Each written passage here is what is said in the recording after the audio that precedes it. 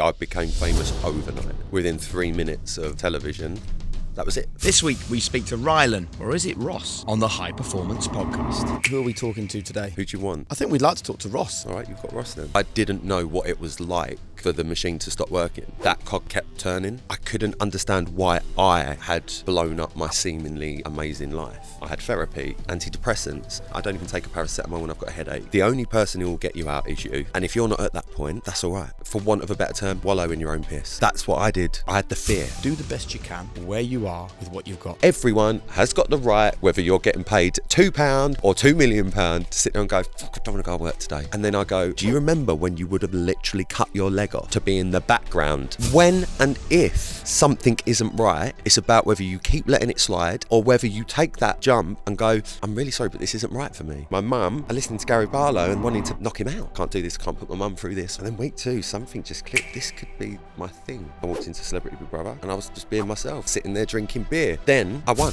I want to be taken seriously, but I also still want to have a laugh with it. I had 20 battery packs strapped to my back and my nipples came off because I was wearing a gold Chanel chainmail vest. Do you think I was going to stand there and sing? Not happening. Today, going into the Big Brother house. Oh my God, that's the pinnacle. Hosted it. That is the pinnacle. And then you realise there's always something else, but just don't forget who you are, because that's when it all fucks up. Listen, I want to say a massive thank you to all of our new subscribers, but you know, most people that watch this content on YouTube don't subscribe. I want to change that. The more subscribers, then the more amazing we can make High Performance. And I've had a lovely message actually from Rob, who says, I only recently discovered the High Performance channel and I watched the full Eddie Howe and Tyson Fury interviews, both some of the best content I've seen in the last 5 years on YouTube.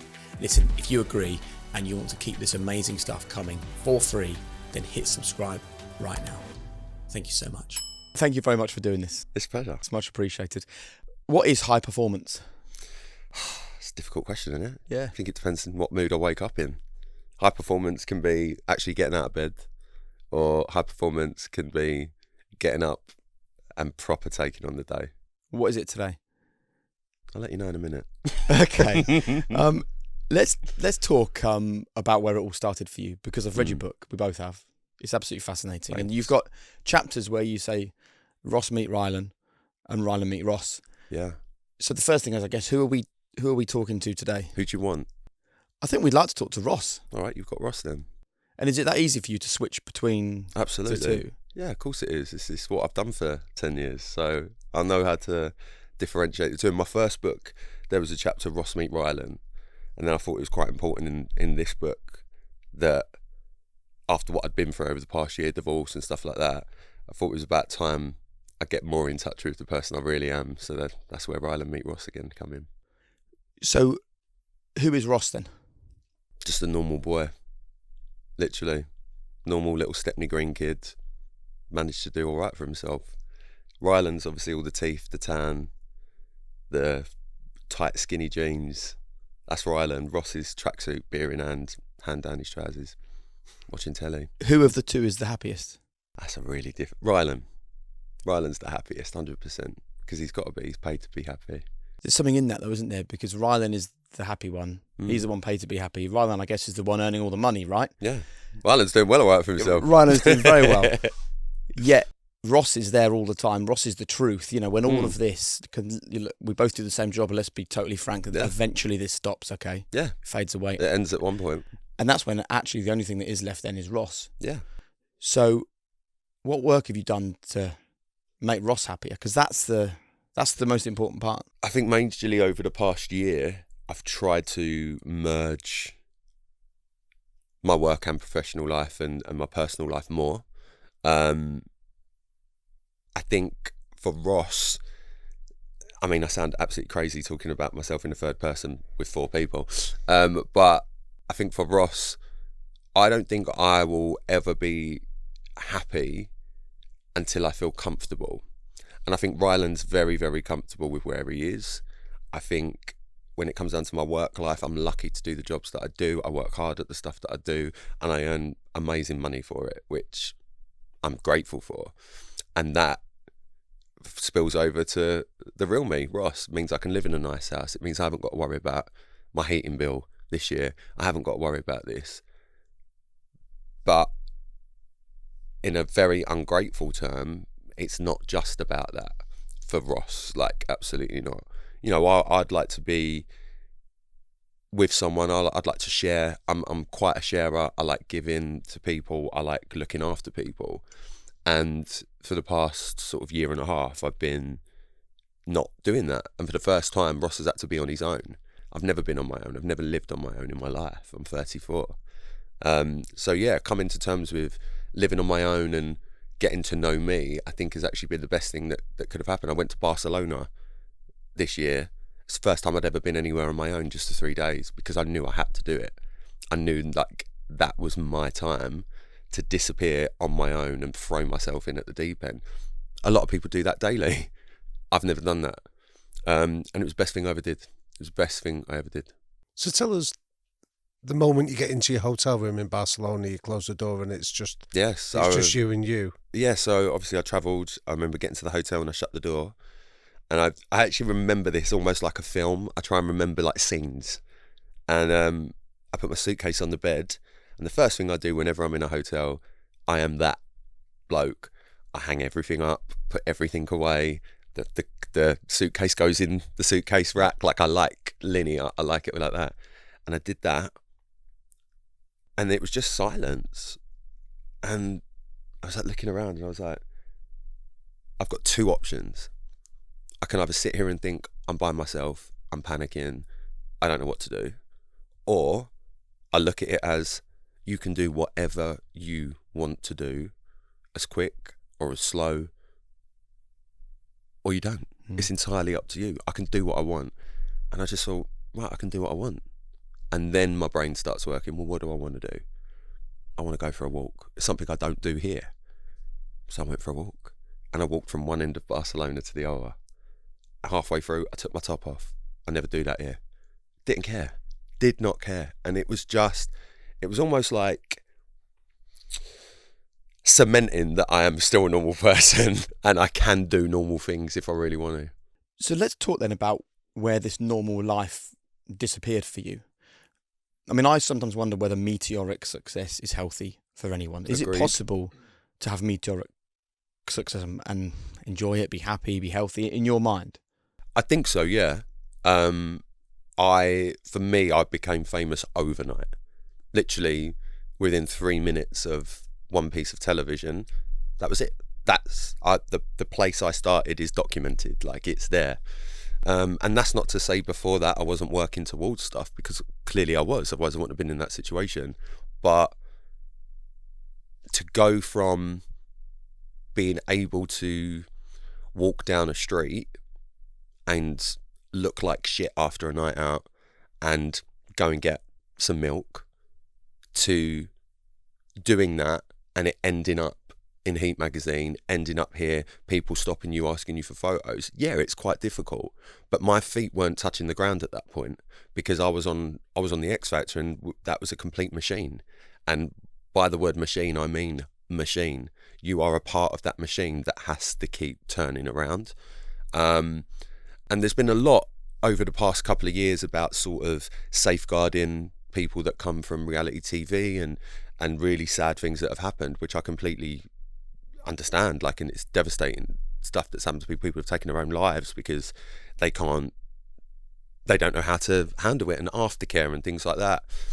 But for me, that cog kept turning. So I didn't know what it was like for the machine to stop working and have that sort of brick wall moment.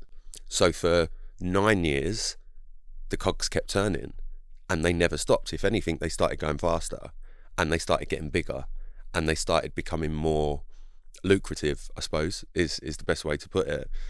And then a year ago, I had a marriage breakdown, which turned into a mental breakdown for me. And that was the first time that the machine started to make the noise, slowed down and stopped. And I was the one pressing the emergency stop button.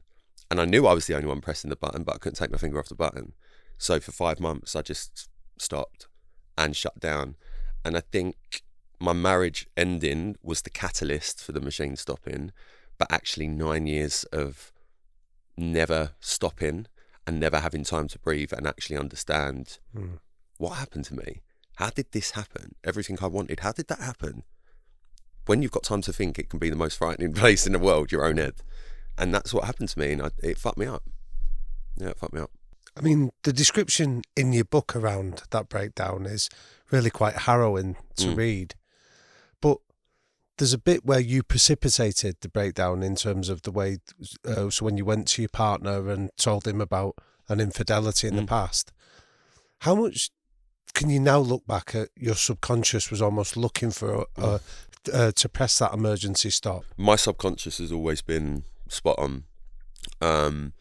And what really messed me up is why I would throw a bomb on something that I didn't need to or have to. There was no worry. There was nothing really that had happened. Like, it wasn't a big deal, to be perfectly honest, without going into detail.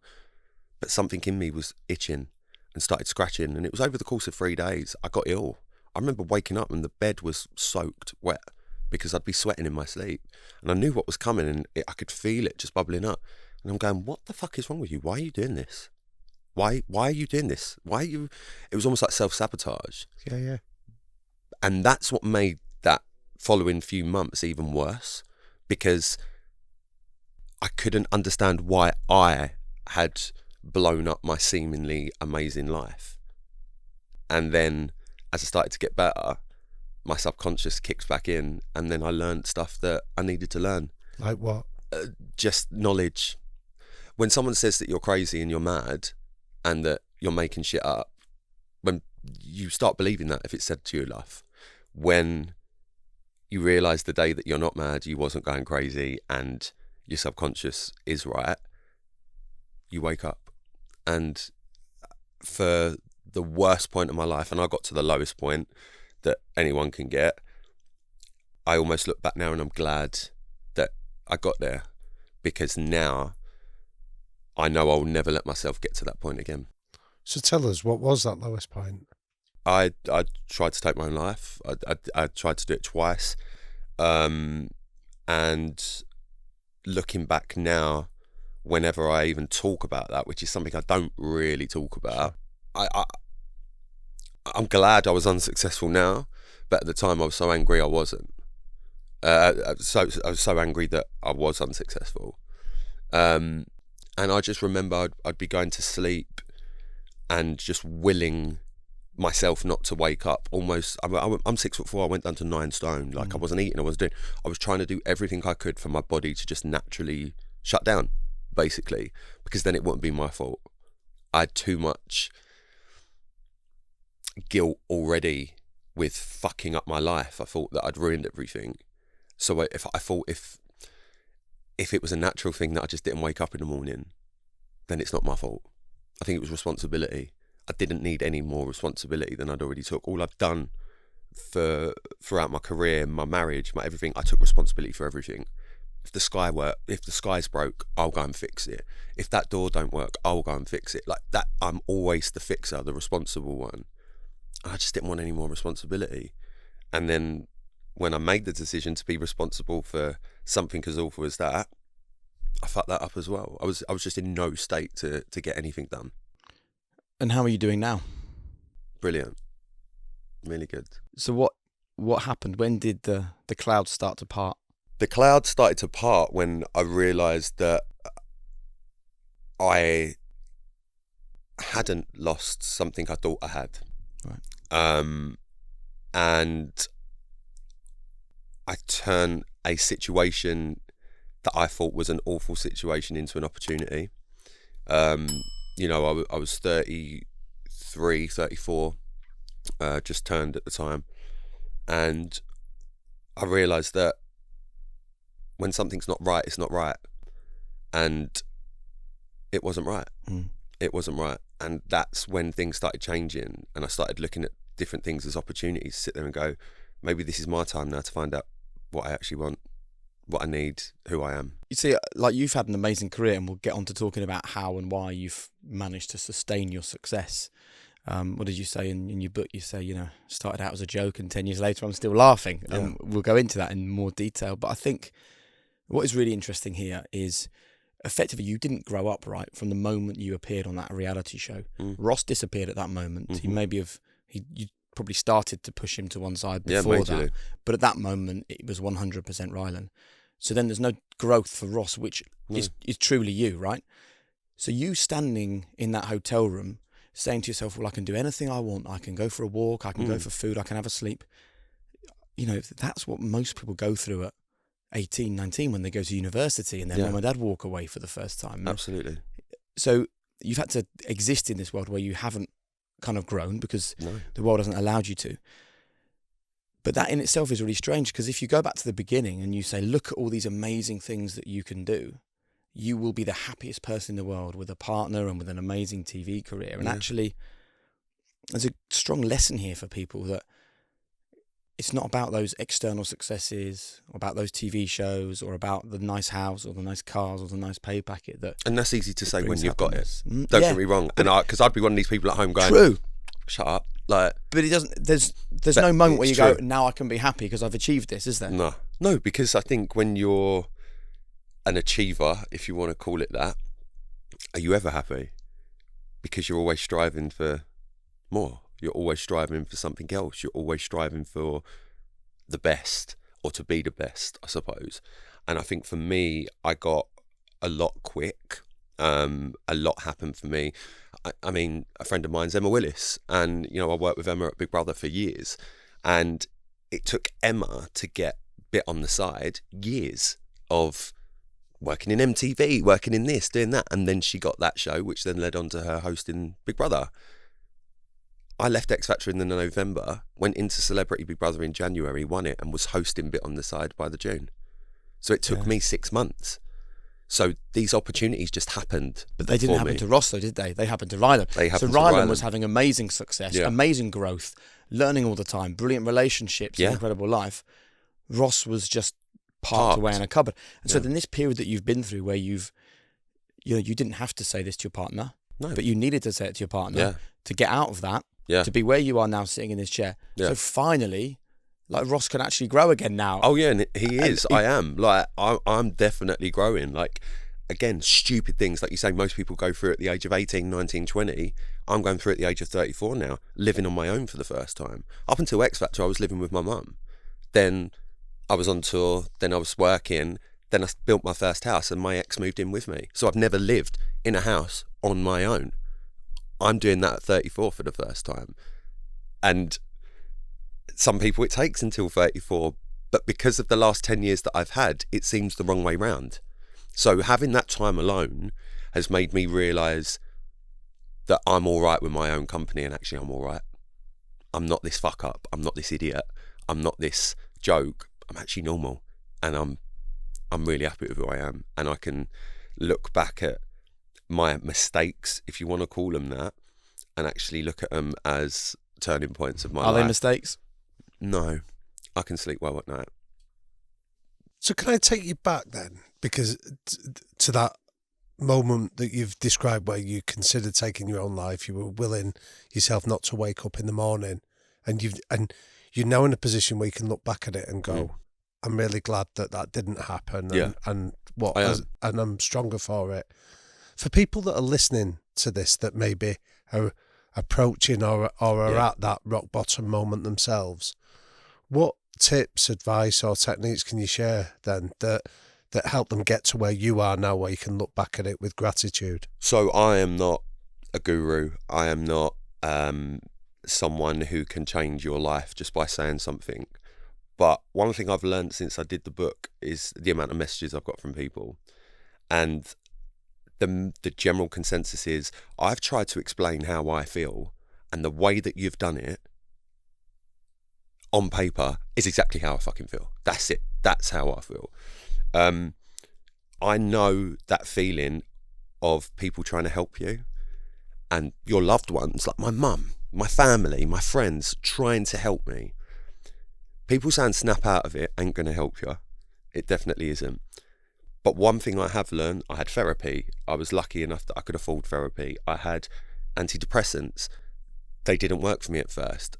That's a very, very trial and error thing. I don't even take a paracetamol when I've got a headache. Like, I like just getting on with shit. I was very anti all of that. Do I think they helped me in the end? Yeah, I think they did. I'm not on them now. I managed to come off them, which I'm really happy about. But the one thing that I know and I can say hand on heart is the only person who will get you out is you, 100%. And if you're not at that point, that's all right. For want of a better term, wallow in your own piss. Sit there and stew. Feel like you can't get out of bed. Don't get ready. Don't have a shower. That's what I did. That's exactly what I was going through. And I understand being in that situation, you might as well be deaf and blind at the same time, because you cannot see and you cannot hear. I had 2 weeks when my speech completely went slurred and my mum thought I was having a stroke. I could not control my speech. Everything happened to me. But what I look back on is little things, and it sounds really embarrassing and it sounds really condescending, but you need to look at yourself like a toddler. That's what you need to do, I think, and this is what worked for me. Going to the kitchen and pressing the button on the kettle is a step. That sounds really ridiculous because it's something we do a million times a day. It's really not difficult. I couldn't make my mum a cup of tea. I couldn't do it. I had the fear. I couldn't do it. I couldn't listen to music and I couldn't watch TV. They're my job. So I thought I was over. The day that you go, I'm just going to press the button. I'm not making the tea. I'm just going to press the button. Let it boil, fuck it off. The day you do that, that's a little step. And the reason I say toddler, because you sit there and applaud yourself for that. You go, well done, babe, well done, yeah, you know. You know what? It's really interesting you say this because there's research. Sorry to jump in there, Rylan. No, go on. There's research on this that have said that when you're going through a tough time, talking to yourself, exactly what you say, Literally. as if you're talking to a child, Yeah. but talk to yourself in the third person. Yeah. You go, well done, Rylan. You've It done really really well helped. today. Actually keeps you going. It gives you that resilience It and fortitude. majorly helped me. And I'll never forget showering, which is something we all do twice a day, once a day, 4 times a day, whatever. Hopefully. Yeah, fingers crossed. I remember I didn't want to clean myself. I didn't want to shower. I just didn't want to move. And I remember the first step, another step on that ladder, I would turn the shower on and then go away and then turn it off. That's one step. I'd turn the shower on and I might just put my leg in and turn it off, go away, gone. And then later on, I turned the shower on and I remember the first, it sounds crazy, but my mum was obviously on at me, like, you've got to have a shower, come on, sort yourself out, rah, rah, rah. And I didn't want to make her upset. And I just went under the water, come out, you know, like when you're faking it as a kid. I'm like, yeah, I'll brush my teeth, like, you know, one of them. And come out in a towel and sort of pretended that I'd had a shower. I didn't wash myself. I didn't have shower gel. I didn't wash my hair. But that was a step. And then a few days later, after keep on doing that, I then did put a bit of shampoo in my hair. And then I did. Now I'm in fucking baths watching Kath and Kim. Like, do you know what I mean? Like, it's these little steps. And every single person is different. And there is no, sadly, magic wand to make these things happen. But your mind is the reason why you're there. There's circumstance, there's triggers, there's everything. It could be trauma, it could be PTSD, it could be this. But your mind is the only person doing that. And sometimes there is an issue, a medical issue, an imbalance with your head. And if that's antidepressants that fix that, great.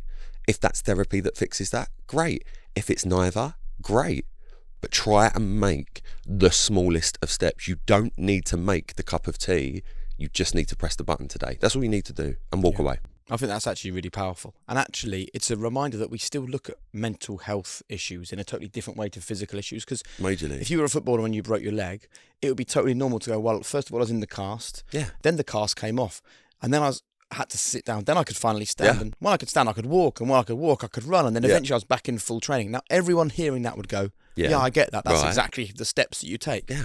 When you're talking about a mental health problem, It's the same. it's exactly the same. And we have to change the conversation about it, where we go, do you know what? It's okay for you to have to sit on the sofa for a few days. Yeah. That's okay. If you don't get It's out of also bed okay until that you 5 can't make PM, a cup fine. of tea. Yeah. You know, we're not robots and we treat our bodies and our minds like we're robotic. No. Yet when our bodies break down, everyone goes, oh, you'll be all right. Yeah, it's fine. When our brains break down, we don't talk about it. No. We don't work out how to get through it. So thank you so much for No, sharing that. I wish I could say more, but it literally is the smallest baby steps. Yeah, but isn't it fine that the answer is actually quite simple from your perspective? Because coming out the that's other end and helpful for looking people. back, yeah, it's incredibly simple. But when you're in that situation and when you're feeling that low, opening your eyes is tough, let alone moving your arms. Just opening your eyes can be the hardest thing in the world. Just press the button. That's all you need to do today. Tomorrow, think about pouring the water. But I'm particularly struck by the technique that you described of talking just kindly to yourself like you're a toddler, and I'm interested. Have you maintained that in your recovery? I actually have, and especially living alone as well. I noticed the other day, like, there's this pheasant that keeps running around my garden, and I've named it Patrice. Clearly, I've got a lot of time on my hands. And I got up this morning, and I went into my kitchen. I was making a coffee, and I looked out the window, and I saw the pheasant, like, by like the little water fountain. And out loud, not just the voice in my head, out loud I've gone, oh, there he is, little fucker. But I've said it rather than think it. And I don't think there's anything wrong with that, because I'd say it if someone was there. Yeah. No one is there. But actually, I quite like a little chat with myself every now and again. I actually like it. So have you got an example you can share with us, Rylan, where maybe something's gone wrong that before your illness might have seemed catastrophic? Now you can put it in perspective. Oh my God, but majorly. More how you've taught yourself through it now that would be different. I think before I went through my episode, if you like, things would really bug me. Things would really get to me, and it was normally 9 times out of 10 work. Sort of me feeling hard done by, me feeling there's an injustice here, like me feeling like I've worked towards something and then been overlooked for something. And coming out the other side of this, I used to feel like that was the worst thing in the world.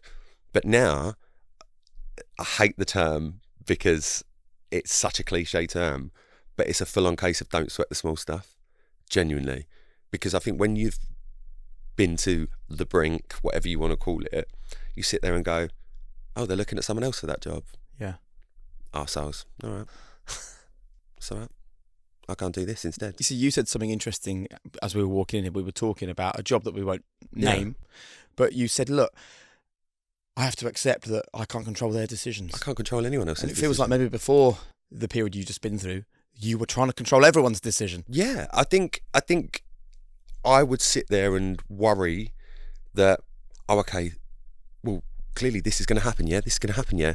Then when I knew it wasn't, I'd be like, well, what can I do? What can I do to change it? What can I do to change it? I believe we can change stuff, 100%. But ultimately, if someone's sitting there saying the sky's red, you know the sky's blue, that's fine. But if they want the sky to be red, fucking good luck to them. Let the sky be red.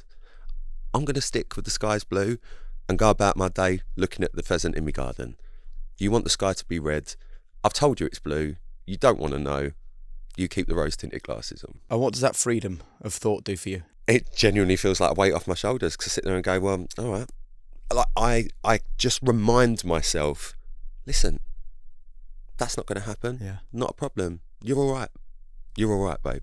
You've got your health. You've got your house. You've got your car. You've got some money in the bank. You're all right. Like, that's my comfort, to know that I'm secure. That's all I ever want in life, and I think it's all anyone really wants in life. Just know they're secure, whether that's in a relationship, whether it's financially, whether it's family, whether it's health, anything like that. You just want to be secure in those aspects. And I am lucky that I am secure in a lot of aspects of my life. The one thing I'm not secure in is a relationship at the moment. But I'm having a relationship with myself at the moment that I've never had, and maybe I need to do that for me. So when you leave the house now then, so coming here today, do you have a different approach then to putting on your Rylan mask as opposed to turning up? Yeah, do you know what? This is something I've been thinking about lately. So today, for instance, we've done a 10 o'clock start this morning. So I leave my house with more than enough time that I know, get on the M11, there's traffic. And I'm like, right, always a bit of traffic on the M11, it's not a problem. But the traffic's getting back up and back up and back up. Now, normally, I would be that person, for God's sake, like, why? Yeah. But again, I can't control it. I can't control that traffic. So if I'm 10 minutes late, if I'm half hour late, if I'm an hour late, it's not great. I don't like being late. It's a pet peeve of mine. And I wasn't late, just to let you know. But before I would get so frustrated and so wound up. I was at the airport the other day and a flight was cancelled, and I knew my flight was going to be cancelled, and the panic started going, but then I just stopped myself, and it's almost like that little cut off before it boils over. How do you do that? Because people listening to this will be struggling with that moment, the cut-off moment. So I sit there and go, stop. In my head, not out loud at the airport, because then people do look. I went, stop a minute. Right. If this flight's cancelled, I'm going to miss that, which is sad, but it's fine. And all I need to do, right, I've got my credit card on me, I've got my business card on me. I'll just book a hotel. I'll stay in a hotel. I've got clean underwear in my bag. Like, I try and go, what do I do?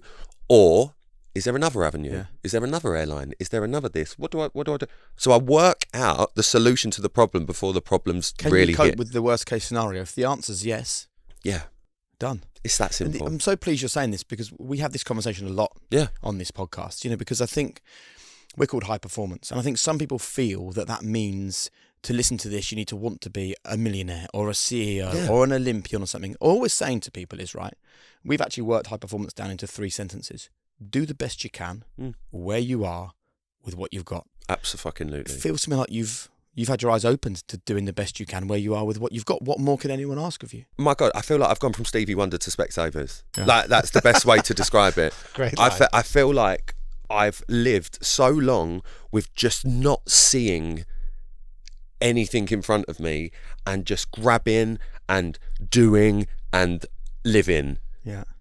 But was I really living it? Because I don't think I was. Now, it's again, I will do a job.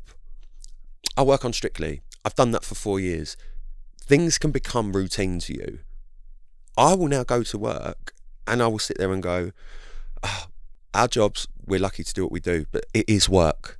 And everyone has got the right, whether you're getting paid £2 or £2 million, to sit there and go, fuck, I don't want to go to work today. I can't believe I've got to go to work today, regardless of what it is. And sometimes I'll think, I've got to go all the way there now. Oh, man. And then I go, do you remember 10 years ago? Do you remember when you would have literally cut your leg off to be in the background of this, let alone in the foreground of this? So it's just remembering what it means to you. And I feel like that is quite a fuel for me. My schedule's all over the shop, and I will get to the point where I feel like, I just want a day off. That's all right to think that. You haven't got to be grateful for everything every single second of the day. Yeah. It's all right to sit there and go, well, do you know what? I don't fucking care. Give it someone else then. It's all right to do that. It is all right to do that, because we're all human and we're all normal people. But try and remember, if you want something, I always sit there and say, and I know it's easier said than done, if in 4 years' time I want to compete at the Olympics as an Olympic gymnast and win gold, I can do it. All I've got to do for the next 4 years is train. It literally is that simple. Yep. We can all laugh at me. We can all sit there and go, yeah, right, mate. But if I wanted to be an Olympic gymnast, if I trained for the next 4 years, I could be on the Olympic squad if I worked hard enough. It's that simple. Have I got the time to do that? No. Do I want to do it? Not really. But would I love to be doing 12 backflips across a mat? And also, look, you may well lack the natural talent. Absolutely. And the flexibility. Physical ability. But there's something else in this, which is, what's the point thinking you couldn't make the Olympic squad? I mean, I remember Ant Middleton saying if he wanted to break the 100-metre world record, I'd do it every day. Give him a year and he'd break the 100-metre world record. Now, the truth is he wouldn't, right? The truth is, with 4 years' work, the chances of you getting in the Olympic squad in your mid-30s is kind of slim. It's rare. But the point is, it's not impossible. Why think anything other than that? And that's a really good tenet, actually, to high performance, is positive thinking is not going to make everything perfect. No. Positive thinking is going to get you closer to the things that you want or the life that you want to live. And, you know, whoever has a negative mindset and it benefits them. Like, we once had a guest who said, how's cynicism working out for you? Yeah. I imagine, you know, with the world that you've been in, there would have been a period where TV can be quite bitchy and quite backstabbing. Oh, yeah, majorly. And how have they got that job? And have you heard what's happened to that person? They've slept with them and this has happened. Yeah. You know, I hope that you're kind of learning that actually that's a negative space and a negative place, right? My biggest lesson that I've learned when it comes down to my career, and it's took me 10 years to learn, is that people can be your colleagues, but they're not necessarily your friends. And that's no bad thing. And loyalty, when it comes down to this industry, is very few and far between.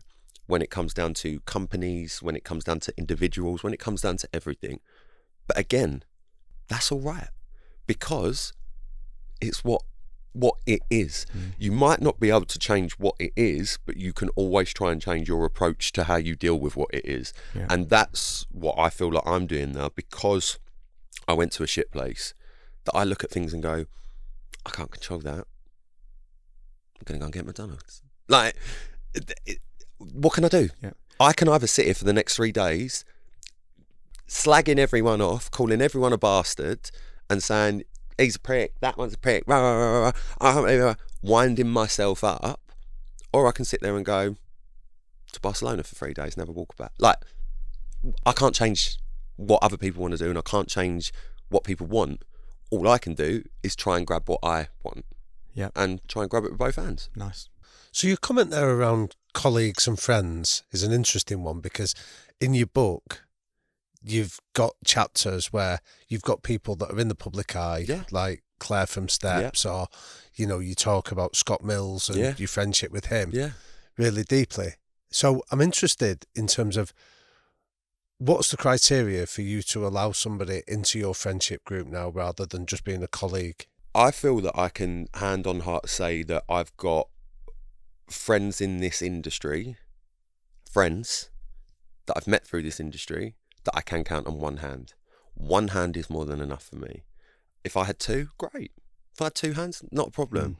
I've got so many people in this industry, you both know what it's like, that you'll see sporadically, or see at an event or something like that. Oh, babe, how are you? Oh, yeah, no, we're mates. Yeah, no, we know each other. There's that weird thing you also do where you've never met each other before, but you make out you do. You know you're both on the telly. So you're like, hey, big cuddle, how's it going? It's so nice to see us as kids. And people are like, do you know each other? You're like, never met them before. Don't know their name. No. But, Wow. but that's fine. Like, that's part and parcel of the fun of it all. It's a laugh. But for me, the way that I work out who's a friend and who's a acquaintance or a colleague, a friend is someone, like last year, when you're at your lowest, will try and do anything to help you. So I remember, you know, I didn't want to see anyone. I hadn't left the house. I became really agoraphobic. My mum called Ruth and Eamon. And they turned up at my house. And, I mean, Eamon got really upset because I was clearly visibly very sick, as did Ruth. And I didn't want to see them. And I just remember breaking down, going, just get out. I don't want to see anyone. I don't want to see anyone. They'd driven 2 hours to get there, all of this. But they did that. They did that not because it's going on Instagram the following morning, not because they're going to get kudos from people because they've put it on Twitter for likes. They did that because they cared. They did that because they cared about me. And they're people that are friends. And I would do the same when Ruth lost her sister. Ruth's sister passed away, and it was very unexpected and really, really upsetting. I was there for her. What did that do for you when they came to your house? Reminded me there's life outside of the front door. I didn't want it, but it reminded me that, fuck, I was someone before all of this shit. You forget that you're a person when you're going through that. You forget that you've got a body. You forget that you've got a brain, and you forget that you've got a voice. And they were obviously really, really shocked at how I was speaking. Claire did the same as well. My mum did it with Claire as well, which is why they're both in my book, because they are. Claire's like my sister, Ruth and Eamon are like my mum and dad. That's literally what they are. But the bit that you've just said there that concerns me in some ways for people listening to this is that in the 9 years prior to this, where things are going well for you, that you've not had that chance to test a friendship group. So there must have been lots of people that are hangers on, or people that are just there for the ride, or there because they want the associated benefits with knowing you. I couldn't see. I didn't know what a red flag was. So when you look back now, what advice would you give to people to determine? So like we sometimes use that phrase that people are with you for seasons, reasons, or lifetimes. Yeah. How would you determine then what other people can learn from your experience? It's such a difficult question because, like you said, sometimes I think you know, but you just let it happen anyway. Sometimes I think you really don't know if someone's there for the wrong reasons and it hits you like a baseball bat around the face, if you do find out. I can only speak for waking up to actually what's going on around me. And now I have no problem with sitting there going, this isn't good for me, or this situation isn't good for me, that person isn't good for me. So I don't. How do you determine that? What are the red flags you look for? So I'll give you a tip. Just how jump long have in you there, got? right? Like, what type of lists do you look for? It depends whether you're looking at someone that you're dating. It depends whether you're looking at someone that's your friend. It depends whether it's someone who's in your family. It depends on circumstance. There's no formula, I don't think, to sit there and go, right, so this person is this, and that. Oh no, they're clearly in it for the wrong reasons. Let's get rid of them. Well, it's interesting because when we spoke to Vicky Patterson on the podcast, she had her phone test was the way that she determined it. So she said she divides some people up into the ones that energise you. She said the ones that leave you buzzing like an old fridge was the phrase she used, didn't she? That when you see the name on the phone, you go, oh, great, I'm going to answer it. Then she talks about the middle of the roaders, the ones that you go, oh, fair enough, they're there. But then there's the draggers. She told about the ones that you go... That you get the text and you go, oh, fuck's sake. Yeah. And I'm interested in terms of, to follow up on Jake's question, like, what do you do now that almost sets that same criteria that Vicky told us about? Again, for me, it's very much a mental thing. And I think I led with my heart for so long, which I don't think is a bad thing, because my heart has got me into places that I'm grateful I did get to, or experiences that I experienced. But I always forget to use my head sometimes. And I think now I'm finding that perfect balance of head and heart, where I can sit there and go, this is a passion, or let's say it's dating. That's always an easy one to talk about. You meet someone, you get the heart, you get the little flutters, and you're like, oh, I really like him. And then someone might say something to you where they flag something. Now, I've had this in my life that I've chose to ignore. And then I'm in a situation. So this time, I mean, my real friends that are around me, and when I say real friends, I mean a very tight circle, they might say something, and instead of me bat it away, I'll listen. And I'll go, okay, well, look, I'm going to look with fresh eyes on this. So going out on a date with someone, if you notice that they're very much like this, or let's have a... You then start to go, okay, why is that happening? Why is this happening? Is this the right reasons? Trying to find...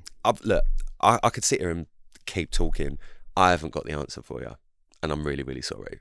And that's all right to say. I don't know how you work out who's right and who's wrong for you. But you know what? You just know. Yeah. And if your gut's telling you something... I'm rubbish at this, you see, because I'm like you describe yourself being an optimist, right, about taking part in the Olympics. That's what I'm like with everyone. Everyone I meet, I think they're going to be the greatest person. Same. They're going to lead to the most amazing opportunities. This is the one. Like, but then I can't not live like that. No. Because the reason why I have that feeling is how things like this podcast get created, or how you meet someone like Damien, or how I end up asking you to come and be on here, or how you, like, as soon as you close yourself down, I think, to being an open book, emotionally and physically with people, I'm like, come on in, Jake, that's absolutely... Come and see my whole life. Come and meet my family. Come and have Sunday lunch with us. That's fine. No one's saying don't do that. I am not saying don't do that. You live your life like that. Yeah. But when and if something isn't right, it's about how you deal with it. It's about whether you keep letting it slide and let it be part of your life, or whether you take that plunge, that jump, and go, I'm really sorry, but this isn't right for me. And no hard feelings. Yeah. Whatever it is, whether it's business, whether it's friendship, whether it's a relationship, whether it's marriage, whatever it is, I want to live my life, and I do try and live my life. Anyone and everyone's welcome. Any opportunity I'll look at. With work, there'll be things that come in that my management know I am never going to do in a million years, but I still want to see it. I still want to see it, to go, no, you're right, yeah. Not because I don't trust them, but because I don't want to be in a situation where someone goes, oh, we asked you to do this, and I ain't got a fucking clue what they're going on about. Yeah. But it's the same with people. I want to live my life going, you're going to be the nicest person I've ever met. We're going to be friends forever, and we're going to be like that until the day we die. I'll do that with you. Until you prove me otherwise. Until you prove me otherwise. And it only takes something little, but just know. And then it's just how you deal with it, I think. We interviewed Johnny Wilkinson the rugby player that told us that he said he had that idea that rather than talk about somebody's got to earn your trust, why don't you just give it, and then see what they do with that? Yeah, as long as you're not giving anything that's going to hurt you, as in like your heart's one thing, trust is another thing. Yeah, I will give you my trust straight away. People, it's very, very strange because when people always go, you know who is horrible, blah blah blah, and I'll go, are they? I'm the worst person to judge a character because people speak to me different in this industry, like they will you too. So someone. my wife used to work on Strictly, right? Right. She was. She used to look after the training teams. Mm-hmm. She worked on Big Brother before that. Before you were on it, she worked on I'm a Celebrity, like you name it. She did the reality shows. She did Dancing on Ice, and she'd come home, and I'd be like, "You're all right." And she'd be like, oh, X, Y, Z. Like I can't believe the way they spoke to me, or blah blah blah. Totally ignored me today, and I'm like, what? Yeah. They're the nicest people I know. Yeah. And she's like, yes, because you're on the telly. Because you're on the telly. And then a few weeks later, we're like at the BBC or whatever, when you used to be at TV Centre. And that person would come up to us and be like, hey, nice to see you, Jake. How's it going? I go, this is my, at the time, girlfriend. They're like, yeah, we were. She's like, exactly. Listen, but I think it's so that's not exclusive true. To TV. No, it's not. It's not just exclusive to TV. Our heads and hierarchy in society. It is hierarchy, and that goes through whether you work in a supermarket or at the Super Bowl. Like, it doesn't matter. You look how someone treats the lowest person in the room. My manager was my runner on Big Brother, and he's been with me for nearly 8 years, sorry, and he is almost like my eyes and ears, because he would sit there and go, that one was so rude to me when I was a runner on Dancing on Ice. That one was so rude to me. This is my industry, so I'm going to meet these people. I'll have someone on the show, like on my radio show or something like that, and he'll go, like made a girl cry, made a bloke cry. I pick people up on it now. So do I. I've had an argument with someone. Why have you spoken to them so differently? I've sat there and gone, don't fucking speak to them like that. But I don't care. Yeah. Because I know I'm right. That. Tell us what you did. There's been times when I've been in situations and Name I've seen. Oh, hi, it's me, Pricey, giving all the gossip. No, I've been in situations where I've seen someone talk to a runner like shit, and it wasn't the first time I've seen this happen.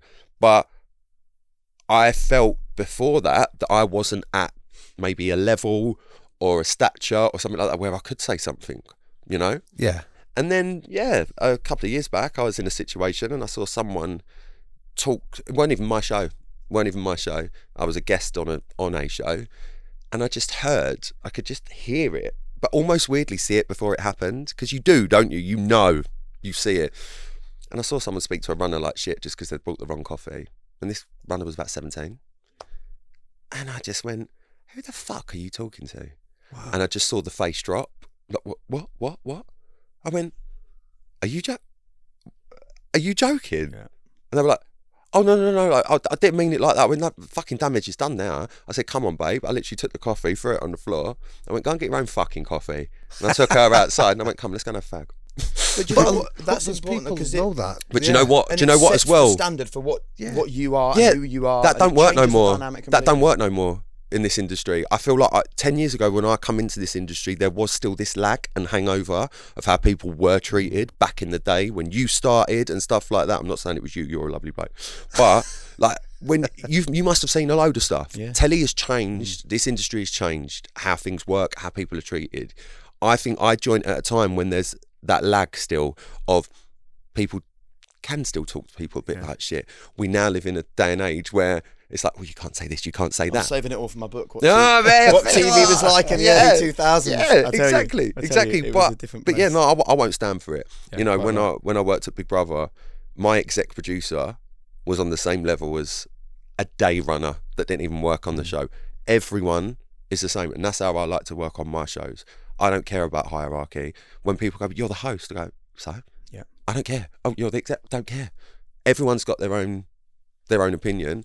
And it's a team. You either work as a team or you don't. And I lost people along the way in work when I'd be in an office of 30 odd people at Big Brother. Someone would come in, if I see someone talk to someone like shit, they wouldn't be there the next day. Yeah. No one's too big to put the bins out. No. This is important. Me included. I think that's a really important point, because I think there's people listening to this that as you're telling us this anecdote, You're remembering thinking stuff. I'm thinking of people that I know that would really be hoovering this up because they're in situations where what you described of, I didn't feel I had the status, or I didn't feel I had enough credit in the bank to call out that behaviour and do it. And I'm interested. So the example you used with that guy, like, who the fuck do you think you are with the coffee, is one example of being able to do it. Yeah. But what tips or advice could you give us to do it in maybe a less abrasive or confrontational way that, you know, you're working in an office where you think, I'm going to be working with this person for the next few years, so I don't want to I think it's, bridges. again, everything's circumstantial. So if your boss is an arsehole, your boss is an arsehole. Like, and you going up to him and speaking really politely and saying, "This, I really didn't like the way that you spoke to me then. I don't want to make a thing of it, but it really made me feel crap that you spoke to me like that." For all I know, your boss could go, "Fuck off, you're sacked." I don't know. Yeah, of course. I think it's circumstantial, but I'm the sort that if I see something like an injustice or something like that, I'm full steam ahead. And maybe that's because of the position that I am in, if you're looking at hierarchy when it comes down to being in places. Because again, you remind me I think of it's more that bit Ross in than your book. Rylan. It's more Ross. But there's I'm that the bit in the Stepney Green book where you boy. talk about I when want your a mum, you know, when your Yeah. mum went and dealt with those bullies at the train station, Yeah. like, and to throw the lad on the lines. Yeah. Like, do you feel that's a learned behaviour you've seen from your mum, of that combative, get on the front foot? Yeah, you know, absolutely. I'll never forget. I think I was in year 9 or something, and some guy was starting on me and whatever. And one morning, I just took so much shit from people. I'm never a fighter. I'll floor someone with words. One morning, I just had enough, and I punched him in the face and knocked him out. Obviously, I was excluded there and then on the spot. My mum come and got me. She was so proud. She took me up the sandwich shop in Hornchurch. Like, Love it. That I've always just been brought up to treat people right, treat people how you want to be treated, but defend yourself if someone's being an arsehole to you. Yeah. And being in the position that I'm in, defending myself at times sometimes isn't worth it, because it causes a media thing, or it causes more to pipe up because they feel that they can and stuff like that. But in a situation where I see a runner being spoken to like shit for no reason, I can't not. That's when the Ross. Yeah. That's when Rylan becomes Ross at work. Can I ask you then how you deal with criticism generally? And if we go right back to the start of your career, and I've got the quotes here: Gary Barlow, a joke act, talentless, and you actually in your Instagram bio, what does it say? Started off as a joke and still laughing. Yeah. I imagine that did hurt at the time. Oh, at the time. And again, talking about my family, my brother, who's 14 years older than me, my mum, are listening to Gary Barlow and they're wanting to knock him out. They're like, what? But I would sit there and go, let it happen, because all of this happening, it's working for me. This is working for me. How quickly did you realise that? Week 2. Week 1 of the live shows, I was in the bottom 2. Big drama where I was saved, and one of Gary's contestants wasn't, Carolyn, who I literally saw very recently, and it was lovely to see her. And that killed me that week. I wanted to leave. I was walking out. I was like, I can't do this. I can't put my mum through this. And then week 2, something just clicked, and I thought, this could be my thing. This could be the thing. And I think where a lot of people go wrong on them shows is that they don't realise they're the joke. I was in on it. So I played up to the joke. So the next week I came out to sing Gangnam Style, as you do. But I started it with Back for Good, Take That, just for a laugh. And everyone was like, but I thought, you want to play that game? I'll play the game. And I was in on the joke. I knew what I was doing. And yes, it hurt. I mean, I got actual death threats when I was on X Factor, to the point where I had to have security. Someone was in the hotel that we were living in, and why is that? What was the logic? Why would somebody want to do that? Oh, they got my room number, everything, saying they were going to come in and slice my neck open in the night. Like, I don't care if someone calls me talentless. I don't care if someone says big tooth prick. I don't care. It's like, I've got money in the bank, I'm fine, babe. Like, but when someone's saying, I can see you currently on your balcony of your room 401. Oh shit! And I've got a key card because I work here, and I'm going to slice your neck in your sleep. Then you sit there and go, fuck, that's a bit too much information that they know, you know, and so it's things like that. And that's obviously difficult, but actually, again, I'm glad I had the rocky start. I'm glad I just didn't have he's good, lovely. Well, I'm interested how you are with it today, because let's be totally frank, right? And I want to be totally clear for people listening to this. The last thing you are is a joke. Thank you. And the reason why I believe that is because, you know, I'm lucky enough that I started out in TV in 2001, and I can't believe that 21 years later, I'm still employed to go on the telly. To have any length of a TV career is remarkable, right? You've done 10 years, not just 10 years, over 10 years at the absolute top of the game. Like all the dreams. You want to meet the Spice Girls when you were younger, you've done it. Everybody wants to be on Radio 2, you've done it. You love Big Brother, you went on it. Not only that, you ended up hosting it. You went on the X Factor and created your career. You love Eurovision, you've ended up hosting Eurovision. Yeah. Like, you just can't, there's nothing that you wanted Still to can't get a fella. What's going on?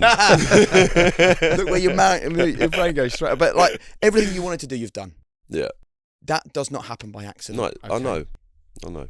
So how are you now with the criticism? Because I just don't know whether you get the credit you deserve for what you've achieved. And I'd love to know whether you feel you do and whether you care. And I'm talking to Ross, not Rylan, right now. I want to sit here and say I can laugh it off if ever I get criticism. And 9 times out of 10 I do. There's 1 times out of 10 that sometimes it will get me a bit. And I think, fucking what? Do you know like how hard I've worked on this or something like that? I like some criticism because I think it keeps me grounded, and I think it reminds me that I'm not invincible, and I'm not. We know there's a lot of people in this industry whose feet do leave the floor and they turn into idiots. I'm lucky that mine is still on the ground, and I think that's weirdly played a part in it. I like knowing not everyone likes me. I like knowing that not everyone's... Because I struggle... Because it makes me work harder. With that, right. Because the biggest compliment anyone can give me is, and it's the normal thing that I always get, and the one compliment I probably get the greatest satisfaction from, I used to hate you when you were on the X Factor, but I love your Radio 2 show. Or I used to think you were an idiot, but I used to think... I get more satisfaction converting people into, oh, he's actually all right, than getting the love in the first place. I love it. It's brilliant. Can I talk to you about how you've done it, though? Because there'll be people listening to this with a dream and an ambition, and I want to know how you end up in a career as cutthroat as TV and you navigate your way through. And please don't say it's by accident, and please don't say you don't know, because the truth is that you do know. And it takes careful planning, and it takes thought, and it takes... The sleeping around... No, I'm joking. I'm joking. Going back to the very beginning. Yeah. Quickly navigating and grasping the fact of the stereotype I needed to be was the first step. Realising your role on that show and in TV at that time. The X Factor at its point, it was massive. It was a singing show, but it's also a TV show. Now working in TV, you understand there are boxes. Everyone's got a box. Whether you are just average, you're in the average box. It doesn't matter. You're either the gay one, you're the this one, you're the that one, you're the that one. I knew very quickly when I was looking around, I'm the joke one. Okay, fine. How do I make myself work with this? And obviously I played the game. I played along. You want to put me in feather boas and a light up jumpsuit? Do it. That's absolutely fine. If I earn a couple of grand out of this and get 2 weeks on the live shows, do a couple of gay club appearances, I can buy myself a new car because my other one just blew up. Great. That's how I looked at it. I didn't have big expectations. I knew I had it in me.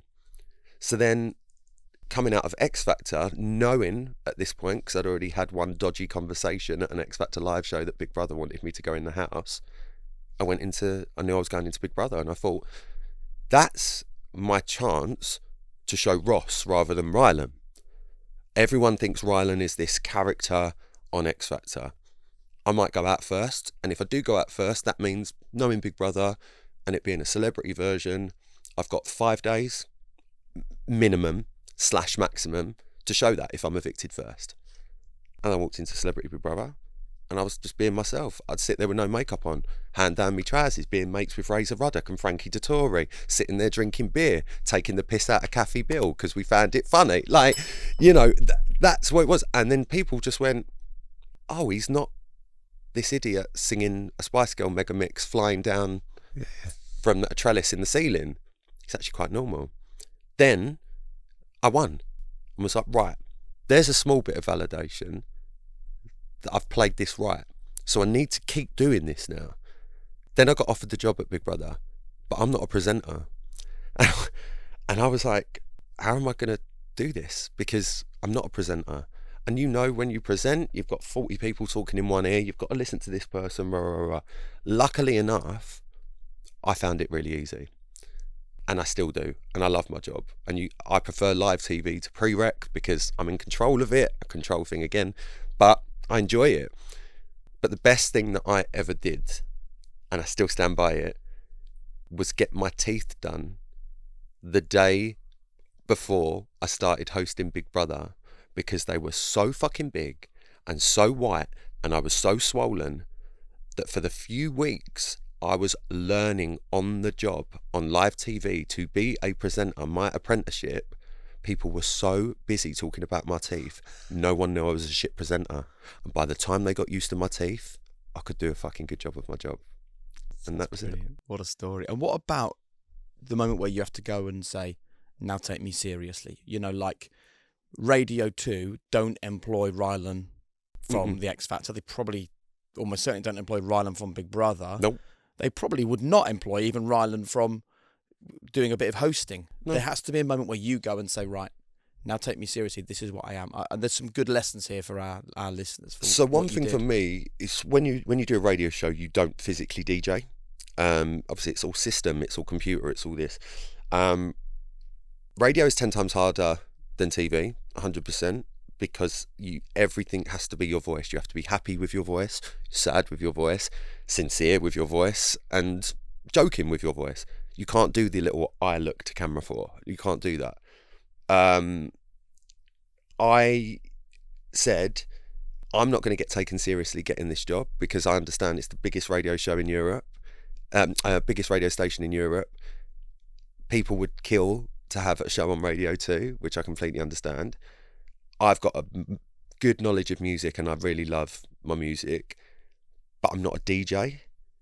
So I went and learned with Pioneer how to be a proper DJ. Not one of these that turn up with a USB, stick it in and just press play on a playlist. It's not what I wanted to do. I wanted to actually DJ. So I wanted to sort of almost have credibility for something I didn't even need it for. Because at Radio 2, I haven't got decks in front of me. It doesn't work like that. But I wanted to have that credibility. So I started doing DJ gigs and I started going out and then I started getting booked more because people were going, it's actually really good. And every time I'd go to a place, people would be shocked that I was actually DJing, because the last celeb DJ that they've booked would literally just press play on a playlist and just make out, look like they're doing something. So I never forget, I had a corporate not long ago that I was working at and I was DJing, and some bloke was like, yeah, but you're not really DJing now, are you? I said, no, I am. He was like, yeah, but that mix was really good. Like, you've not done that. I was like, no, I have. He was like, no, I don't believe you. I went, all right, what song do you want? And what song do you want? And he said, I can't even remember what song it was. I've looked and I was like, I've actually got it. I've got a good remix of it as well. So I said, all right, I'll mix it into this song, yeah? You want that? You want you? All right, I went, come here then. Come stand here. Well, his jaw dropped on the floor. He was like, oh, you really are then doing it? I was like, yeah. And it's just doing little things. Like, I didn't need to do this. I could easily earn a couple of grand going somewhere and pressing a button and just putting my hands up and going, yeah. I want to be taken seriously, but I also still want to have a laugh with it. So how important is hard work for you?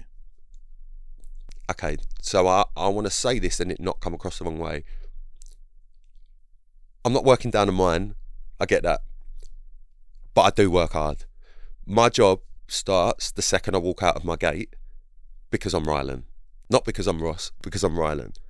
So I'm at work the second I come outside of the gates, purely because of the sheer fact of every single move I make, if I crash into a car, if I do this, that's Rylan, it's not Ross.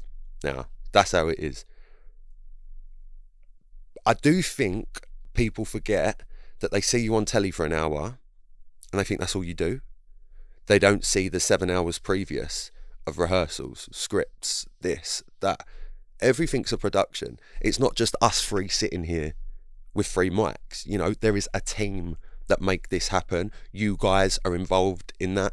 There's a lot that goes into everything. And I even think even more so now, for some reason. I feel over the years, even more is going into stuff. I think the days of a TV host particularly, I mean, back in the day, the people used to have a massage before they went on air. That does not happen these days. No. Massage, get your hair Well, there's a done. couple Yeah. that still do, but we won't mention it. Well, no. But then you'd go in, someone else would even stand in and rehearse for you. Yeah. So that's all been done for you. And then with about 2 minutes to go, in you'd go, stand there, see your script for the first time, written by a comedian. Mm-hmm. Probably Writers. seven or eight, This is seven what or eight does comedy me. writers. Who would go, Writers. He's so funny. He's so funny. He's like, what? I know. I remember when I did my Not that. chat show years ago, they were like, this is your writer. I went, what? Yeah. Honestly, at the end of every series, I buy people gifts. He bought me a gift because I told him I don't want him to write me anything. And he said it's been the easiest 3 weeks I've ever had. Right. I used to watch I chat was like, I shows. don't At the need end, it would someone say to tell me. writers, and like 8 names would Yes. come up. And I'm watching it going, I reckon I could be funny on that chat show with 9 writers. Yes. Writing all the Listen, jokes. it works for people and good luck to them. Yeah, but I like, think it's that's not what I different now. want. Ownership is really important for you, Yeah, isn't it? absolutely. And I like, I like to have input on stuff that I do. I'm busy. I'm a busybody. Like, I like to be, rather than just walk in and do the job. I mean, I hate rehearsals. I'm better when I'm, just don't tell me too much. I want to know enough, but I don't want to know everything. Let me just do it, because that's what I think makes a good show in my eyes. And I'm comfortable doing that. But I love knowing how things work. I love the production side of stuff. I really enjoy all of that. So when decisions are being made, I like to know about them decisions, because as the one who's having to do it, I'll be the one that sits there and go, actually, can I just say, it'd be better if that was there, purely because of my eye line with this or my that. I like being involved in stuff. But yeah, I mean, look, I've made a business.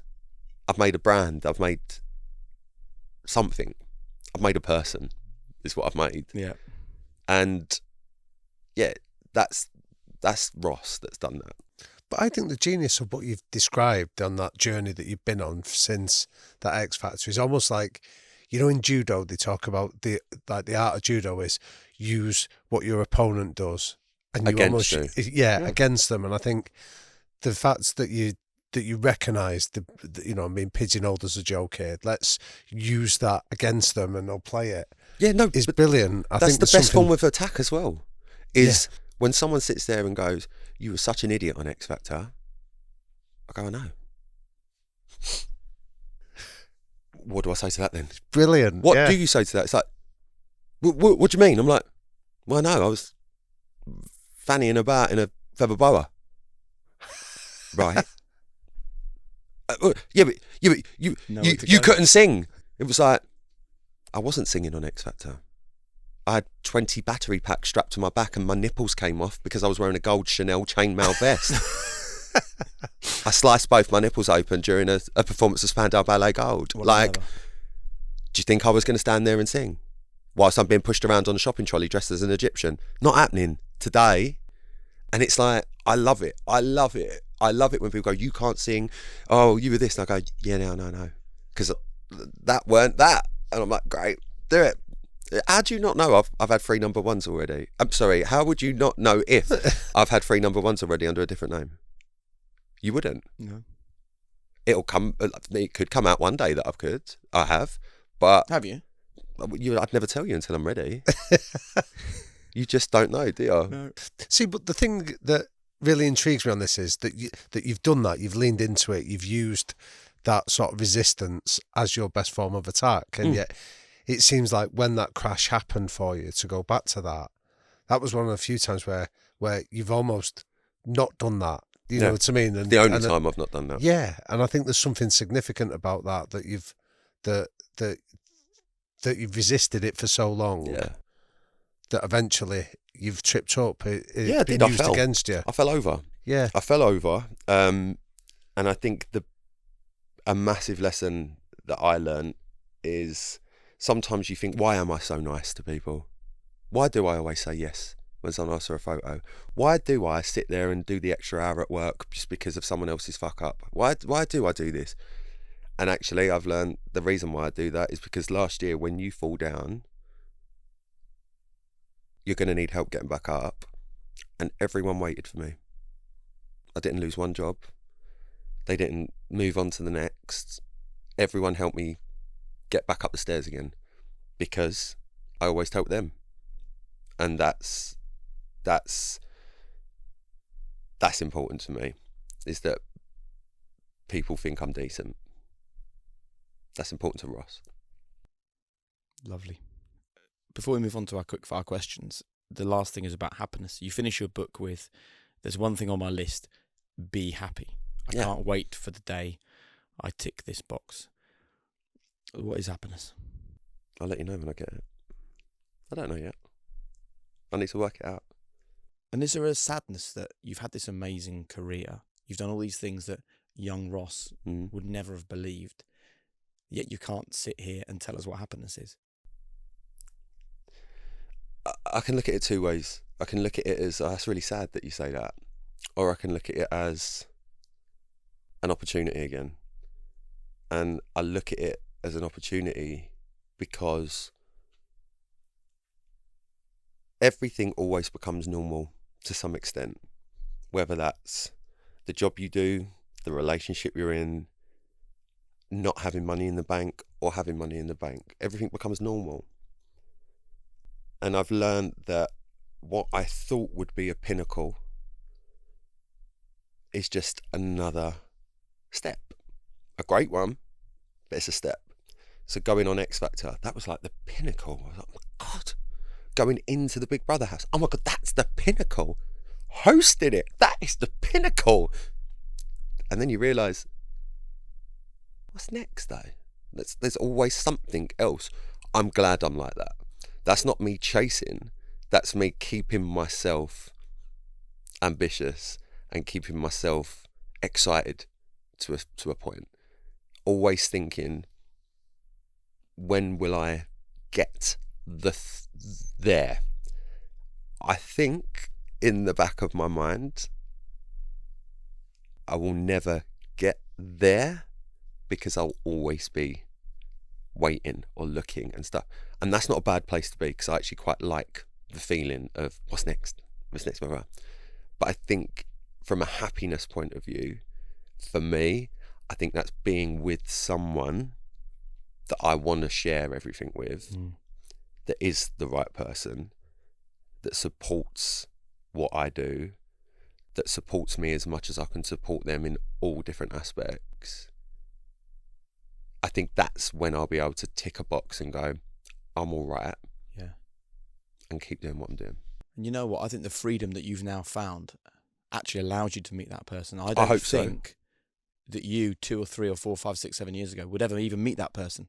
No. Because the freedom wasn't there to No. look for the right person. No, yeah. I think Right time. I had an idea of what I wanted. I wanted a husband and a Range Rover. I've still got the Range Rover. I mean, can I ask you a bit of an intrusive question, Rylan? And you don't have to answer this. Intrusive? Yeah, sorry, but like when you talk about this journey on this quest for happiness, do you still use therapy or some kind of coaching or support? I actually don't. now? Which is strange, because a lot of times you would hear people go, yeah, I still see my therapist, or whether it be once a year, once a month, once a day. I don't, because actually the therapist I worked with was great. She was a really amazing woman, and I didn't want to tell her anything at first. And actually, when I realised that when I did start being honest with her, it worked and it helped. I have association. So like fragrance, for argument's sake, I'll smell a certain fragrance and boom, I'm back in Ibiza, my first ex-boyfriend. Oh, I remember that smell. You know, I'm back somewhere. If I was to go and have therapy now, I think it's just reminding me of a time and a feeling of how I felt. And I just don't need it. I don't want that at the minute. If I felt that I wanted to do it again, I would. No questions about it. But I don't have therapy. I've learned to try and give myself therapy and remind myself what's important. Wake up and go, okay, this is right. Talk to the pheasant. Patrice. Yeah, Patrice loves it. But yeah, I feel like I want to try and do this on my own. And the day that I can't do things on my own, that's when I ask for help. Brilliant. Simple as that. Right, time for our quick fire Oh, God, I'm questions. frightened. Here we go. What are the 3 non-negotiable behaviours that you and ideally the people around you as well have to buy into? Lying, Not acceptable. not having it. Rudeness, Yep. and just being a dickhead in general. So just those 3. That'll do. Very good. What's your biggest weakness and your greatest strength? Biggest weakness is probably anything to do with my appearance. My greatest strength is anything to do with my appearance. Do you think that ever changes? Because we've all seen the photo that gets passed around of young Rylan, ginger hair, freckles. No, that's how I see myself still. But that's why I say my biggest weakness is my appearance, because I don't love the way that I look, but my biggest strength's my appearance, because when I paint it all on, I can go out and But would you ever be? But that's a lack of confidence that you shouldn't have, because you look great. So will you ever be at a point, do you think, where less of Rylan and more of Ross is on show to the general public? don't know. I'd like to, Yeah. but I don't know yet. I don't know. Where were you? Where are you? And where are you going? Where was I? Was somewhere great. Where am I? In a period after somewhere not great. Where am I going? Back to where I started. Lovely. What's the thing that people get wrong most or misunderstand about you? That I'm actually a boy at heart, and even though there's a full face of makeup on and stuff like that, I'm actually quite normal. I actually am very run-of-the-mill normal. That. Is there one question we should have asked you, but we didn't? Yeah, What was it? that's your job. I'll think long and hard about it. It involved long and hard. Nice. We probably should we go there? High performance. I mean, let's talk about that. You could bring your own tablets out. True high performance. And finally then, Rylan, what's your one final message for listeners about living a high-performance life? My final message would be, what works for me might not work for you. What works for you might not work for me. But in a very short amount of time, I've seen quite a lot, and I have dealt with quite a lot, and I'm still dealing with quite a lot. Just be good at doing what you want to do. But just don't forget who you are, because I did, and that's when it all fucks up. Brilliant. Mate, thank you so much for doing that. Thank you. That was really, really, really fascinating and interesting.